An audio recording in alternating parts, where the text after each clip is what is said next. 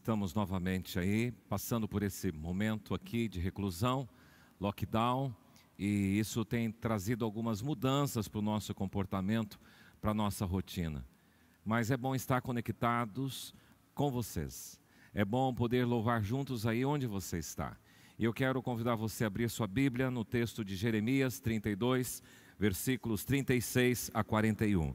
E o texto bíblico diz assim, acompanhe comigo a leitura.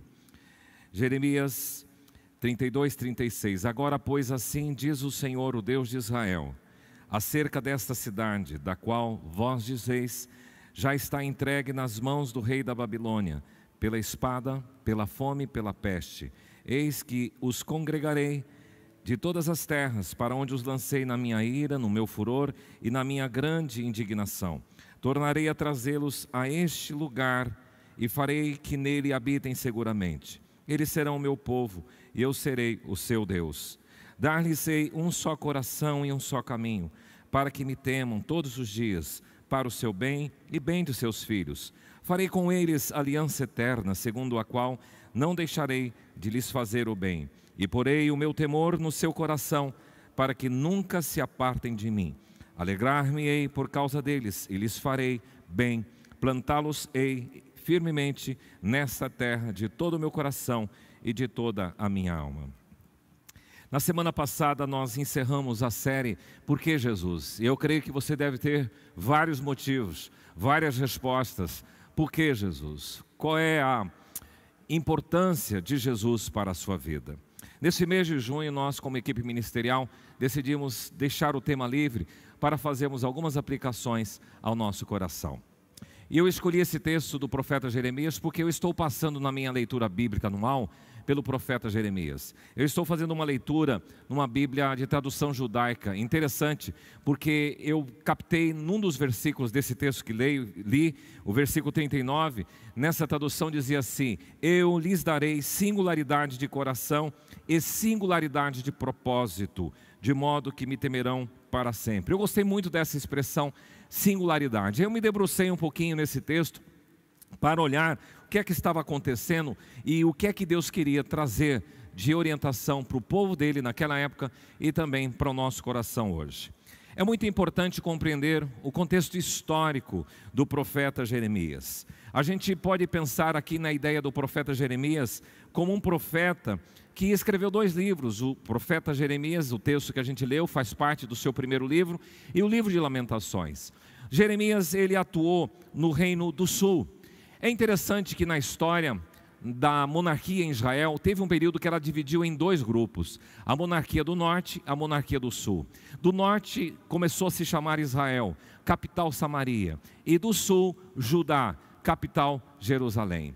Interessante que esses 2 governos começaram a reinar simultaneamente em 2 lugares, com reis diferentes. O reino do norte de Israel foi muito mais perverso, imoral e decadente do que o reino do sul.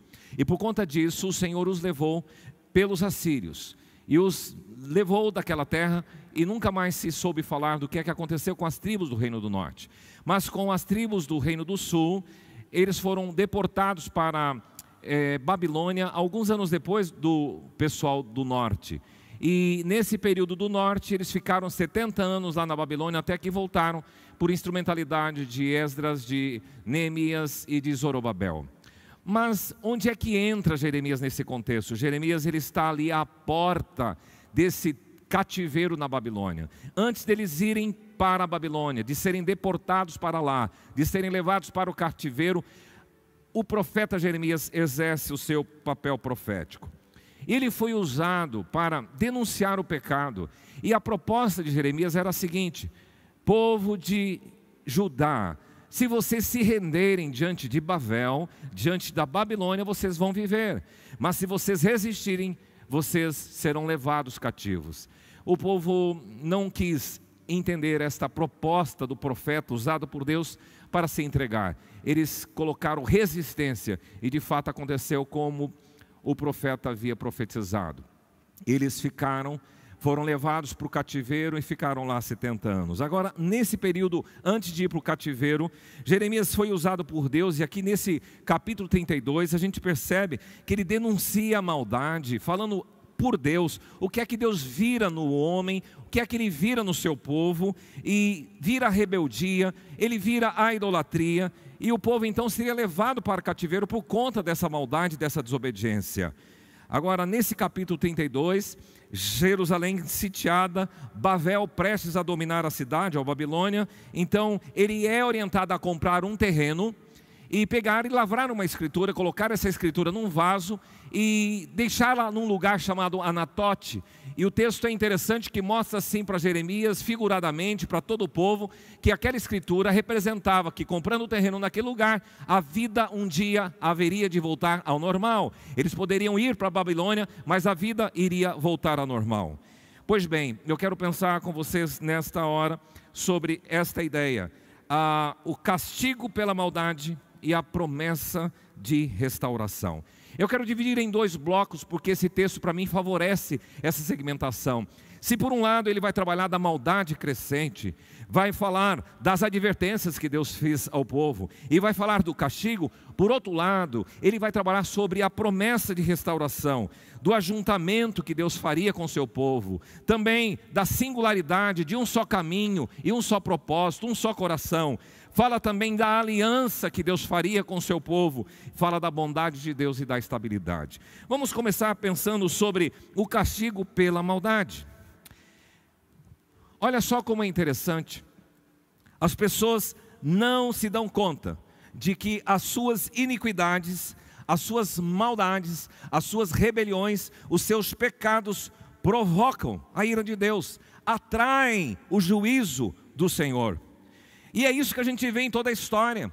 Por exemplo, quando você lê os textos bíblicos do período antes do dilúvio, como a terra estava, como o povo andava, como o povo vivia, o juízo de Deus veio.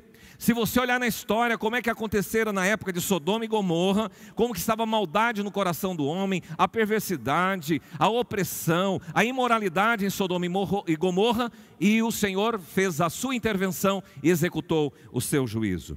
Então nós percebemos que existe uma maldade, um castigo por conta da maldade, porque a maldade ela é crescente. No texto que a gente leu, se você olhar em capítulo 32 de Jeremias, você vai perceber no versículo 30 dizendo: fizeram mal perante mim desde a sua mocidade, não fizeram senão provocar minha ira, diz o Senhor, com as obras das suas mãos. E o texto continua: por causa da maldade que fizeram para me provocarem a ira, os reis, os príncipes, os sacerdotes, os profetas, homens e moradores de Jerusalém, todos fizeram isso.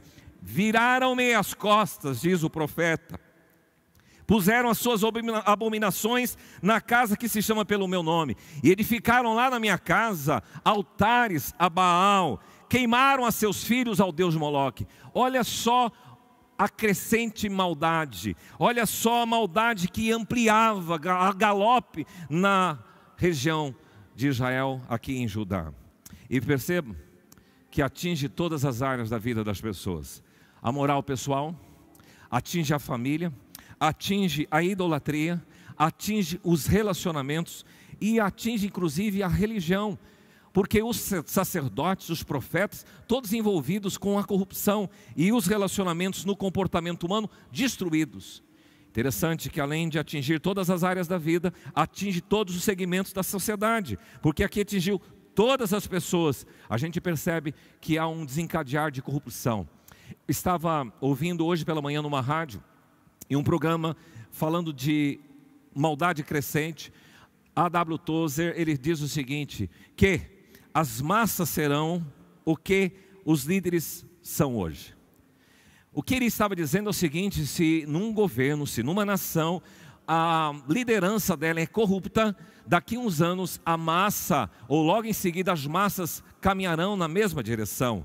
Por isso que Paulo, inclusive, o apóstolo, ele diz: sede meus imitadores como eu sou de Cristo. Reproduzindo a Cristo, ele queria que outras pessoas reproduzissem a Jesus também. Mas quando os homens reproduzem coisas ruins, isso também vai sendo copiado. Por isso que não é um justo sequer. Lá da cúpula até o homem mais humilde, todos se perderam e se corromperam. Porque o que as massas serão é o que a liderança é hoje. Por isso que entram assim as advertências.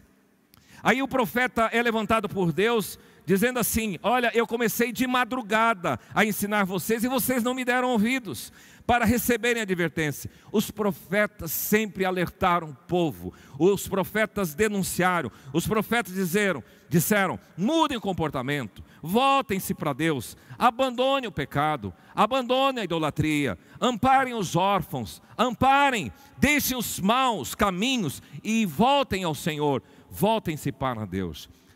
São as advertências sequenciais dos profetas, mas o povo não deu ouvido.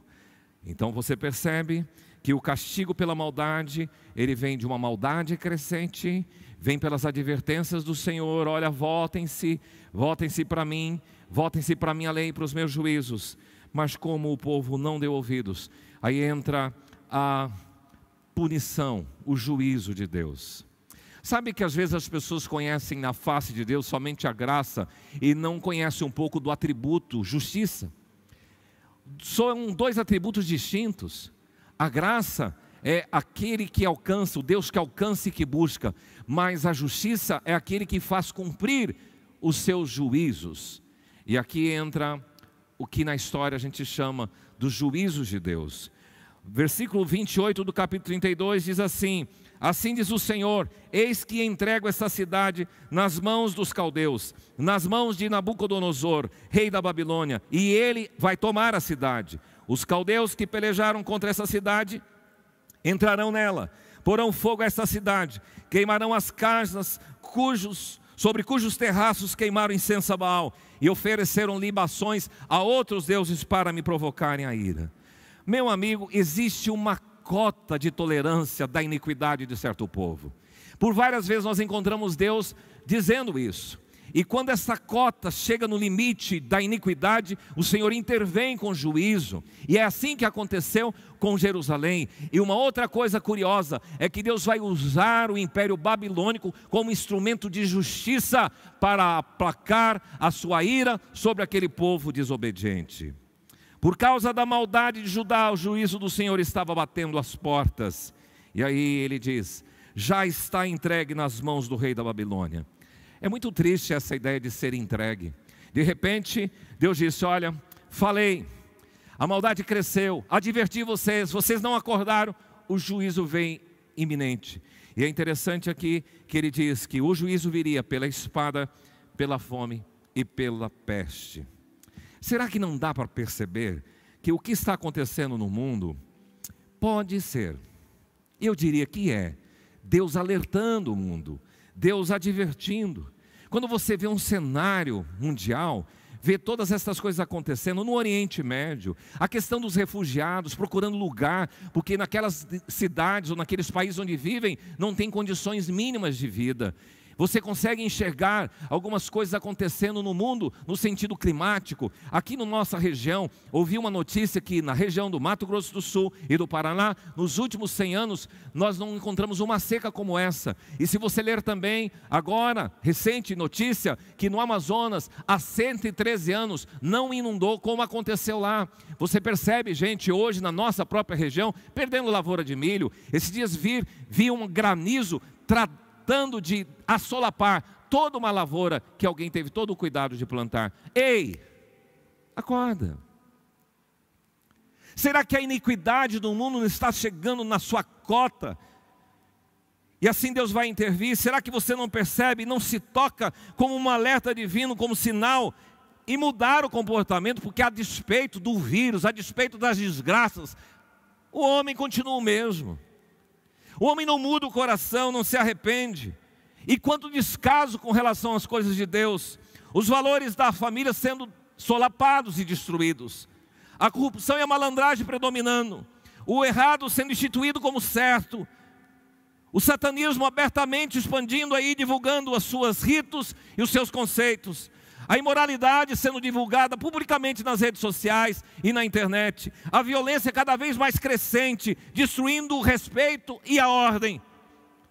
Num dos últimos carnavais do nosso país, eles desaforaram ao Senhor Jesus Cristo, eles afrontaram ao Senhor Jesus Cristo, eles debocharam da fé cristã. Será que isso é brincadeira?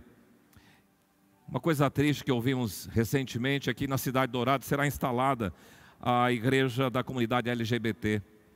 E lá eles falam da Bíblia, e lá eles falam de Deus, mas com uma lente totalmente deturpada, e com uma linguagem talvez inclusiva, mas uma linguagem em que o pecado tem que ser tolerado, e com o pecado Deus nunca tolerou.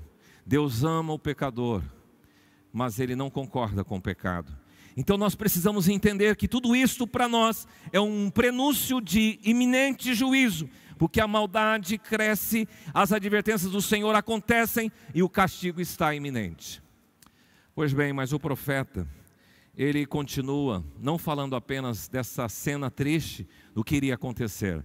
Agora ele entra num segundo ponto, que é a promessa de restauração.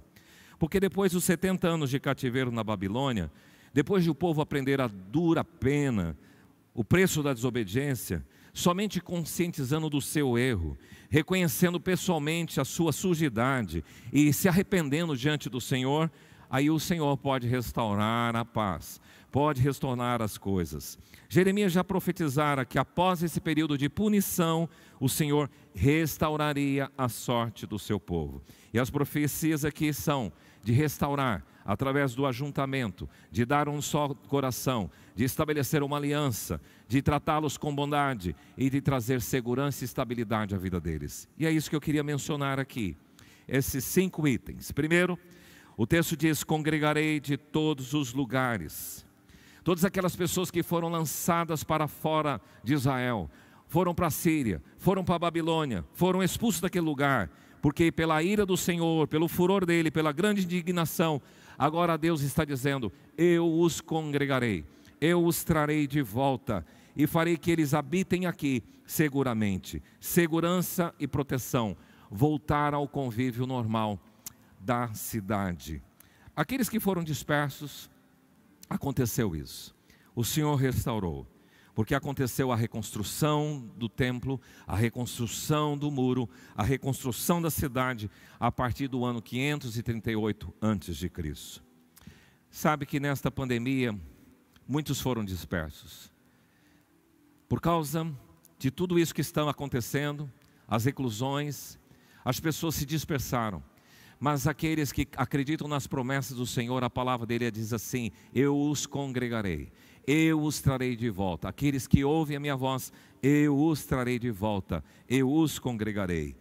Estes a quem o Senhor fará com que voltem a viver e morar seguramente. Mas a segunda coisa na promessa de restauração é que ele traria e daria uma singularidade de coração e singularidade de propósito. O versículo 39, a outra tradução diz: dar-lhe-eis um coração, um só coração, dar-lhe-eis um só caminho. E por isso que essa tradução judaica usa singularidade, um só, singular, único, único coração, único caminho, único propósito. Que coisa linda! O que Deus está dizendo aqui é que Ele vai convergir o coração dos pais aos filhos, o coração dos filhos aos pais, o coração convertido ao Senhor. E também o temor será instalado no coração dessa pessoa. Então as pessoas vão buscar a Deus por causa do temor que o próprio Deus instaurará na vida dessa pessoa. Há muito a gente cantava uma canção, dizia: um só rebanho, um só pastor, uma só fé, um só Salvador, uma só esperança. É isso que Deus vai fazer, a promessa de congregar essas pessoas em primeiro lugar, em segundo lugar, de trazer uma singularidade de coração e de propósito ou de caminho. Mas em terceiro lugar, no versículo 40, ele diz o seguinte: farei com eles aliança eterna. Esta profecia se concretizou no menino de Belém, naquela criança na manjedoura, que depois chegou até o Gólgota, no Calvário, e morreu ali, derramando o seu sangue precioso, e através de Cristo Deus estava estabelecendo uma aliança com você. Então ele diz: eu estabelecerei, farei com eles uma aliança eterna, uma aliança duradoura, uma nova aliança. Então todos quantos entenderam o sacrifício de Jesus na cruz, estão então integrados a esta aliança.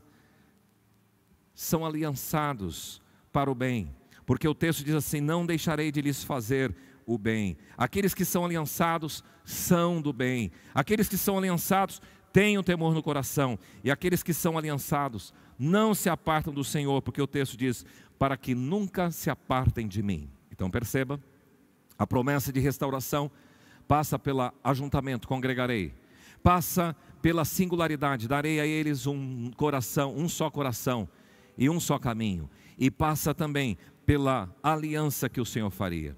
Mas em terceiro lugar, em quarto lugar, fala da bondade do Senhor. Versículo 41, alegrar-me-ei por causa deles e lhes farei bem, plantá-lo-eis firmemente. Olha só, a alegria do Senhor resultará na bondade. É por isso que o salmista diz, faça, Senhor, o seu rosto resplandecer sobre nós. Porque quando o Senhor resplandece o rosto sobre a sua vida, Ele está contente. E quando Deus está contente, a bondade te alcança, a bondade te visita, a bondade do Senhor te provê.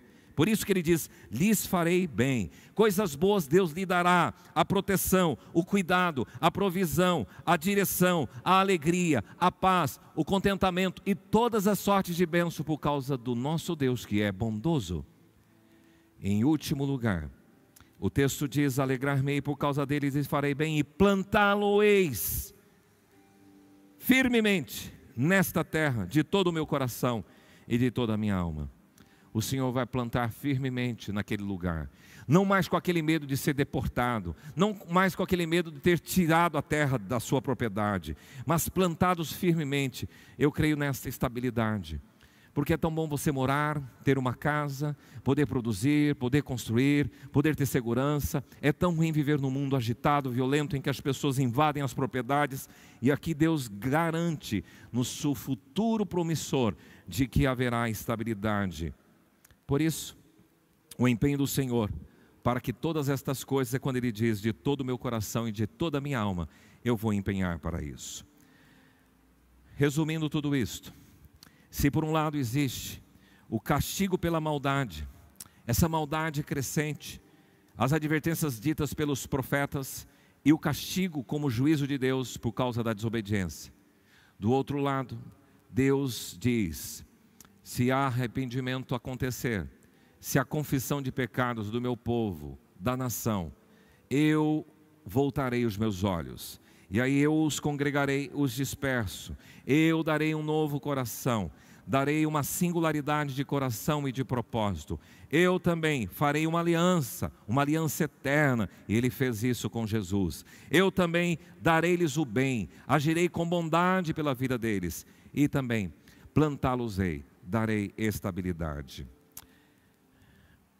Que isso serve para ser aplicado na sua vida e na minha vida? Será que existe uma similaridade no que o povo de Deus passou nessa época de Jeremias, com o que estamos passando agora? Sem sombra de dúvidas, eu creio que a maldade está crescendo e que o Senhor tem advertido a humanidade. E existe uma cota, limite para a iniquidade, e quando ela extrapola, Deus intervém. Eu percebo que estamos chegando ali no limiar. Situações têm acontecido que já podem evidenciar que Deus começou a manifestar juízo. E hoje é um juízo leve, porque no final dos tempos o juízo será implacável. E aí, o que você pode fazer? Primeira sugestão: acorda. Acorda da sua letargia espiritual, porque vão ser congregados aqueles que ouvem a voz de Deus. Volte-se para Deus. Você que está distante e abandonou os caminhos do Senhor nesse período, volte. Segunda coisa, o que você pode fazer? Arrependa-se dos seus pecados.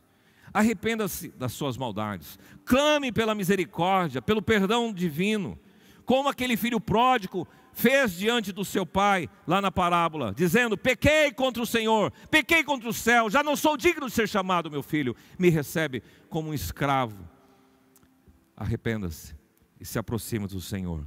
Terceiro, creia na graça, creia na misericórdia, que é capaz de perdoar os teus pecados e te livrar do juízo vindouro. E todas essas promessas serem concretizadas na sua vida. E esta é a quarta aplicação: descansa nas muito grandes e especiais promessas do Senhor para este povo e também para a sua vida. Quais sejam? O meu povo, eu congregarei, trarei de volta.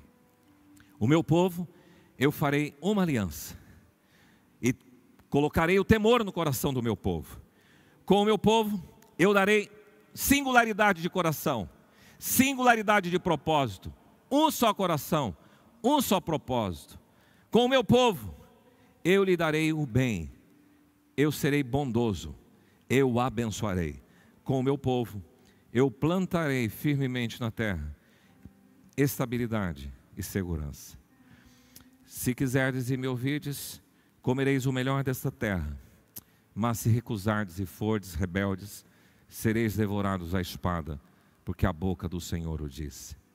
Que o Senhor possa advertir o seu coração, mas que essa palavra seja de encorajamento, para que você volte para o Senhor e seja congregado novamente a Ele. Quero orar com você.